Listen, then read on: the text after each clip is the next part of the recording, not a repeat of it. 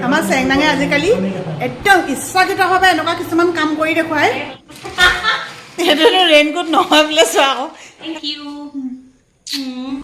ইমান খেল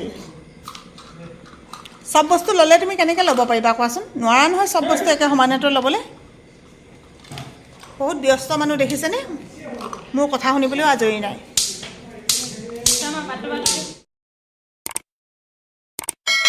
বতৰ ইমানেই বেছি বেয়া কৰিছে এইকেইদিন তিতি তিতি আহিলোঁ এঘৰ মানুহত খবৰ ল'বলৈ তেওঁলোকৰ মানুহ ঢুকাইছিলে এইফালে সেয়া দেখিছেই ন ৰভা দিলেই কিন্তু এইকেইটা দিন আহিমকৈ মই একেবাৰে সময় মিলাব পৰা নাছিলোঁ এতিয়া আজি আহিলোঁ যেতিয়া আমি সমাজ পাতি বাস কৰোঁ সমাজৰ প্ৰতিজন মানুহৰ সুখ দুখৰ আচলতে সমভাগী হ'ব লাগে বুলি ভাবোঁ হেলমেটটো তাতে খুলিব লাগিব ইমান বতৰ বেয়া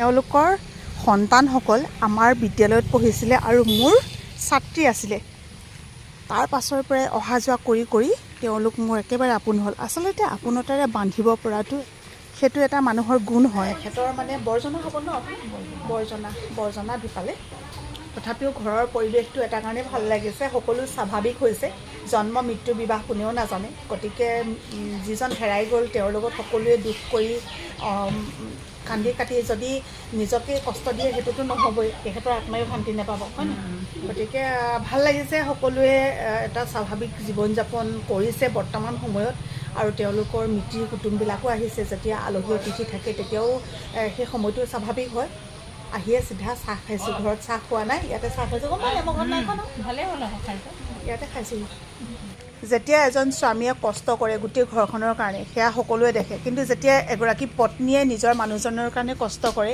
সেইখিনি কিন্তু সদায় উজ্জ্বল হৈ থাকে এই মানুহগৰাকীয়ে আজি এটা বছৰে নিজৰ মানুহজনৰ লগত অশেষ কষ্ট কৰিলে কিন্তু যিমান কষ্ট কৰিলেও যেতিয়া কপালত লিখি আহে ইমান দিনলৈকেহে থাকিব তেতিয়া সিমান দিনতেই মানুহ গুচি যাব লগা হয় এয়া হৈছে মোৰ অনুৰাগী এনেকৈ লগ পাম বুলি ভবা নাছিলোঁ আচলতে এইখন ঘৰৰ সৰু বোৱাৰী ন আৰু আজি আহি হঠাতে লগ পালোঁ কোনোদিনে লগ পোৱাও নাছিলোঁ মা ঘৰ ক'ত মা ঘৰ লখিমপুৰ ইমান দূৰৰ ন আৰু ইয়াতে আচলতে থকা নহয় তেখেতসকলে চাকৰি সূত্ৰে গুৱাহাটীত থাকে সেইকাৰণতে লগ পোৱা নাছিলোঁ বহুত সময় আজি ইয়াতে ৰ'লোঁ সেইকাৰণে সৌভাগ্য হ'ল বৰ ভাল লাগিলে দেই আমি মানে চাই থাকোঁ আপোনালোকৰ মানে হেৰি বোৱাৰীজনীকো চাই থাকোঁ ল'ৰাটোকো চাই থাকোঁ ভাল লাগে চাই তিতি আহি এতিয়া ঘৰ পালোহি তেওঁলোকৰ শ্ৰাদ্ধ আছে দুদিনৰ পাছত এনেকুৱা বতৰ কৰি থাকিলে কি হ'ব গোটেই মানুহবোৰ চিন্তাত পৰিছে দেহা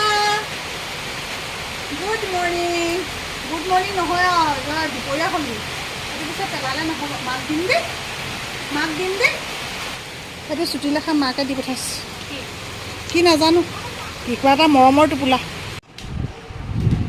এওঁ কিবা এটা লিখি আছে মোবাইলত ষ্টেটাছে লগাইছেনে কিবা মানে ফেচবুকতে লিখিছে নাজানো আৰু কিন্তু মানে তাই মোৰ পৰা গ'লগৈ ইমানেই বেছি দৌদ' বুলি ক'লে তাই মানে পাগল হৈ যায় নহয় এতিয়া কোনো কাৰণতে নুশুনে সেইটো হয় দৌদ' বুলি ক'লে চব তেনেকুৱা অ' দুদু আহা কেলৈ নাই নো আহা অকণমান ল'ম আহা ক'ত বা আছে কৃষ্ণ দেই প্ৰথম এইবছৰৰ কঁঠাল কালি আমাৰ এখেতক কৈছিলোঁ বোলো কঁঠাল এটা পাৰি থ'বাচোন তেওঁ আকৌ আগতীয়াকৈ পাৰি থৈছে মই গমেই নাপাওঁ তাৰপিছতে বোলো এনেও কঁঠালখিনি অৱশ্যে সোনকালে পাৰি দিলে মানে বুঢ়া নহ'লে মানে ভাল নালাগে খাই তেতিয়াই ভাবিছিলোঁ দেই কঁঠাল পকিলে খাম বুলি এতিয়া কঁঠাল খাম বতৰৰ ফল আপোনালোকৰ ঘৰত কঁঠাল আছেনে জনাব যিসকলৰ ঘৰত আছে বতৰৰ ফল অলপ হ'লেও খাব ঢেৰ খাব নালাগে যিসকলে মানে কিবা কিবি ৰোগ ব্যাধি আছে মোৰো আছে বাৰু অকণমান চুগাৰত কঁঠাল বেয়া ন তথাপিতো এফুটা হ'লেও খাম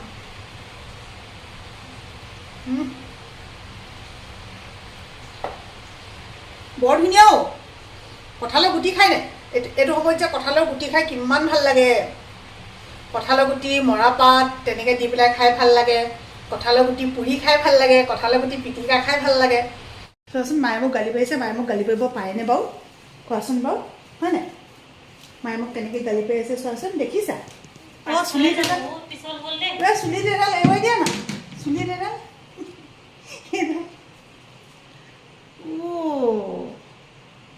আমাৰ দেহা এতিয়া গা ধুব মাম খাই ল'লে ন নয়নমণি হাজৰিকা যে খুব ধুনীয়াকৈ লিখিছে অঁ মানুহে বোলে তাইকো কৈছে কেলৈ জানো ডাঙৰ হ'লে দেখোন এনেও শিকিব ডাঙৰ হ'লে দেখোন চবেই ক'ব ভাত মাছ মাংস এনেকৈ ক'ব সেইকাৰণে মানে সৰুতে জিজি ফুফু মাম এনেকৈ কৈ ভাল লাগে আৰু আমাৰো ঠিক তেনেকুৱাই হৈছে সৰুকালটো সদায় পোৱা নাযায় সৰুকালটো গ'ল বুলি ক'লে আৰু আপুনি ঘূৰাই নাপায় নিজৰ ক্ষেত্ৰতে চাওকচোন কেনেকৈ ডাঙৰ হৈ আমি আহি আজি এইটো বয়স পালোহি কোনে জানে কাৰ বয়স কেতিয়া একদম পাখি লগা কাৰৰ দৰে গুচি যায় একদম হিচাপ নথকাকৈ আৰু সেইখিনি সময়তে আৰু জিজি মামাম ফুফু ক'বলৈ সময় নাথাকে যেতিয়া ডাঙৰ হ'ব তেতিয়া চব ল'ৰা ছোৱালীয়ে নিজে শিকিব ৰ'বা দেই মই চুলিখিনি পটককৈ বান্ধি লওঁ চুলিখিনি মই বান্ধি লওঁ ভালকৈ বান্ধিব লাগিব তাৰ পাছতে আৰু ইয়াতে কি আছে জানো এইবিলাক উলিয়াব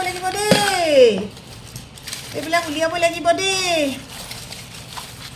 আপোনালোকে কৈছে কাকো প্ৰমাণ দি থাকিব নালাগে গতিকে কাকো প্ৰমাণ দি থকা নাই মাত্ৰ মোৰ অনুৰাগীসকলৰ কাৰণে দেখুৱাইছোঁ ইমানখিনি টেবলেট খায়ো মানুহজনীয়ে হাঁহি থাকোঁ চাওক এতিয়া এইবোৰ খাবলৈ লৈছোঁ কেইবা টোপোলা এয়াই এতিয়া জীৱন হৈছে আৰু এইটো নেখাবা এইটো তোমাৰ দৌদৌৱে মোক হেৰিত দিছিলে কেতিয়া দিছিলে বাৰ্থডেত দিছিলে দেই এইটো মই সেইকাৰণে বেগতে ভৰাই থৈ দিওঁ তাৰপিছত মায়ে আহিছে নহয় এতিয়া মামা আহিছে মই এতিয়া কোনটো খাব লাগে তাকে নাপায় যাম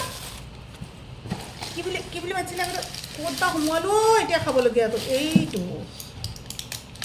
এইটো আগেই মই এনেকৈ খাওঁ পানী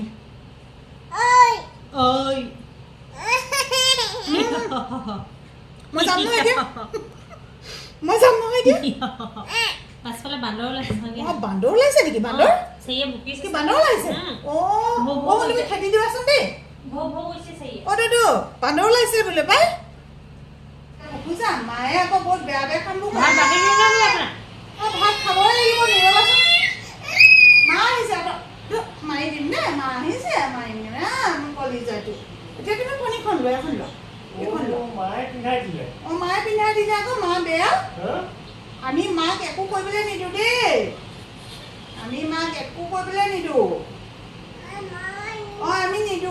আমি নিদিওঁ এতিয়া ফণীখন আমি ইয়াত থওঁ আমি এতিয়া মাম খাবলৈ যাম দেই মায়ে মোক মাম খাবলৈ কৈছে ৰাতিপুৱাৰ পৰা মই ইফালে সিফালে খবৰ ল'বলৈ গ'লোঁ আৰু তেওঁলোকৰ ঘৰত থাকোঁতে ভিডিঅ' আপলোড আছিলে ভিডিঅ' আপলোড দিলোঁ আপোনালোকৰ কাৰণে সেইবোৰ কৰি থাকোঁতে এতিয়া 1:30 বাজি গ'ল আৰু এই 1:30 বজালৈকে মোৰ ভাত খোৱা হোৱাই নাই এতিয়া ভাতকেইটা খাই লওঁ মুনুৱে ভাত বাঢ়িবলৈ লৈছে গালি খাই গৈছোঁ সেইকাৰণতে এতিয়ালৈকে ভাত খোৱা নাই বুলি এইটো কি এইটো বহুত দিনৰ দৌৰ এইটো ৰেডিঅ'ই নে টেপেই নে বোলা মাম খাওঁগৈ বোলা আমাৰ চেংনাঙে আজিকালি একদম ইচ্ছাকৃতভাৱে এনেকুৱা কিছুমান কাম কৰি দেখুৱায় মাকক মানে চামুচখনো চুবলৈ নিদিয়ে দৌৰকৈ খোৱালেহে খায় আৰু বিশেষকৈ মই যে ইমান ভাল পাইছোঁ নিজৰ ল'ৰাকেইটাক ইমান আপডাল কৰি নেপালে সেইখিনি সময়ত মই অকলে আপডাল যত্ন কৰা নিচিনা দৌদৌৱে খুৱাব মামাম দৌদৌৱে খুৱাব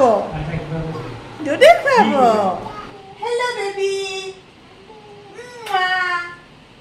মুনুক মই পটকৈ কৈ দিলোঁ বেবী এনে কি বুলি কৈছিলে হেল্ল' বেবী লগে শুনক হেল্ল' বেবী আমি এতিয়া পুকু যাম নহয় দেখা চুলিখিনি খুলিয়ে পেলালে চোৱা হেল্ল' বেবী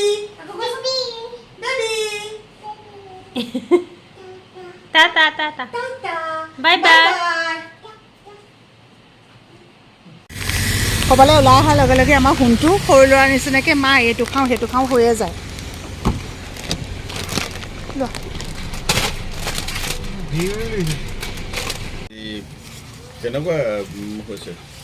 মোৰ ৰেইনকোট আজিলৈকে কিনাই হোৱা নাছিলে নহয় আজি একদম সোণটোৰ লগত পূৰা চিন্তা কৰি আহিছোঁ যে আজি প্ৰথম ৰেইনকোটেই ল'ম বুলি এইটোৱে ভাল লাগিব চাগে কালাৰটো ডাঙৰ দীঘল ন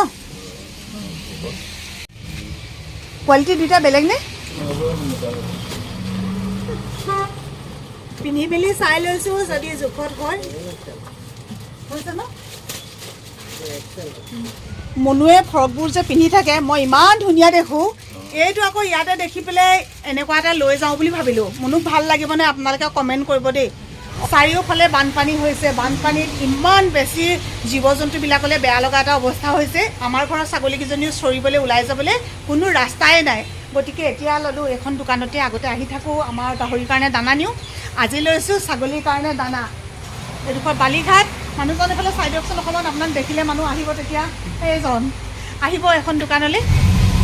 বহুত বৰষুণ। আমি আহি শিৱসাগৰ পালোহি। এইখন হৈছে মৌচাক, নিউ মৌচাক।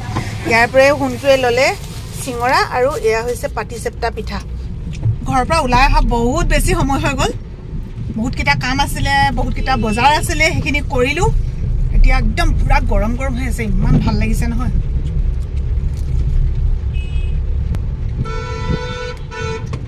ঘৰৰ পৰা ফোন কৰিছিলে বাবুৱে। আমি মানে শিৱসাগৰ অহা কথা নাছিলে, আমাৰ কামখিনি আছিলে শিমলুগুৰি আৰু নাজিৰাতে। কিন্তু শিৱসাগৰত এনেকুৱা এটা কাম ওলাই গ'ল যিটো কাৰণে নাহিলেই নহয়। ফাৰ্মত কাম কৰি থকা মানুহ, মোকে লাগে এযোৰ গামবুট। এয়া এযোৰ লৈ ল'লোঁ। এযোৰ বাবলুৰ কাৰণে আছে, কিন্তু মোৰ কাৰণে নাছিলে। দুইটাৰ কাৰণে যাবলৈ একে সমানতে বৰ দিগদাৰ হৈ যায়। এতিয়া পালোহি আকৌ শিমলুগুৰি। শিৱসাগৰ গ'লোঁ, শিৱসাগৰৰ পৰা আকৌ শিমলুগুৰি, মানে এইবিলাকেই কৰি ফুৰিছোঁ। ইয়াত লৈছোঁ বেটেৰীত সোমোৱাবলৈ পানী আছে, ইনভাৰ্টাৰ বেটেৰীত আছে, গাড়ী বেটেৰীত ভৰাবলৈ আছে। সেয়া ফাৰ্মাচীলৈ গৈছে এখেতৰ ঔষধ আৰু সোণটোৰ নেজেল স্প্ৰে এটা আনিবৰ কাৰণে। আজি বোলে ইমান বেছি ঠেহ লাগিছে, কান্দিছে বোলে। চেংনাঙে বেলেগ একো নাখায়, চিপছ অফিচে খাবলৈ দিয়া নাই, একো বুজি নাপায়। এনেকৈ দিলে তাই সন্তুষ্ট। থেংক ইউ কোৱা। এই চেংনাঙৰ ওচৰত এটা বস্তু থৈছোঁ, সেইটো তোমালোকে ভাগ কৰি খাবা খালি দেই। খুলি দিম নেকি? সেইটো পাটিচেপ্তা পিঠা, পাটিচেপ্তা পিঠা বুলি কয় যে। দাদা ভোক লাগিছিলে, খাবলৈ লৈছিলে আকৌ। আৰু এইটো হৈছে চিয়াল। লোৱা, এইটোকে দিছোঁ, লোৱা।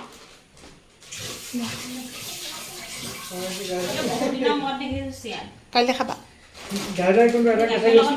কোনটো দাদাই? কোনটো? অঁ এইটো। এইটোনো বা কেনেকৈ দাদাই হ'ল বাৰু? কিনিলোঁ, খালি কেনেকুৱা ফাইনেলি তুমি কালাৰটো ক'ব লাগিব। যদি তুমি ক'ব পাৰা তেতিয়াহ'লে তোমাক এটা বক্সিছ দিয়া হ'ব।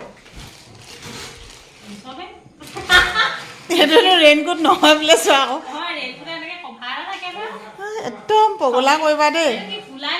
নীলা আৰু গুলপীয়া এনেকুৱা বিভিন্ন ৰঙৰ পাইছিলোঁ, কিন্তু মই ভাবিলোঁ যে এইটোৱে ভাল লাগিব চাগে। চাওঁ এইফালে মোক কৈ দিয়া আকৌ, তেতিয়াহে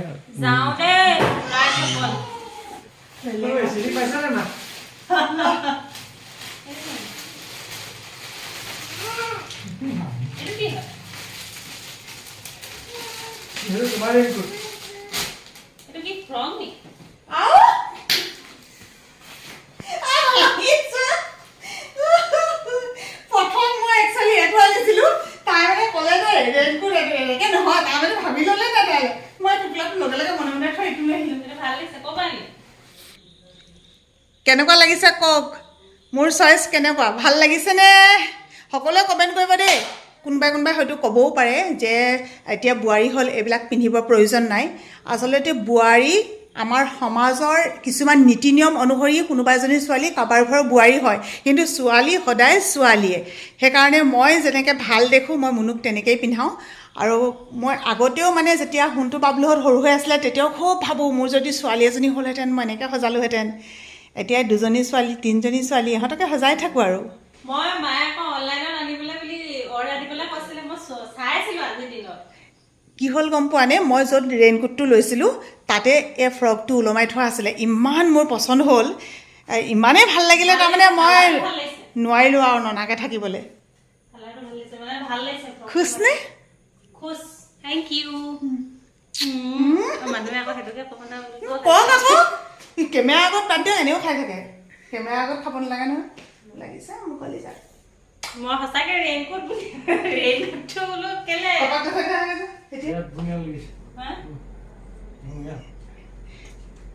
ধুনীয়া বোলে।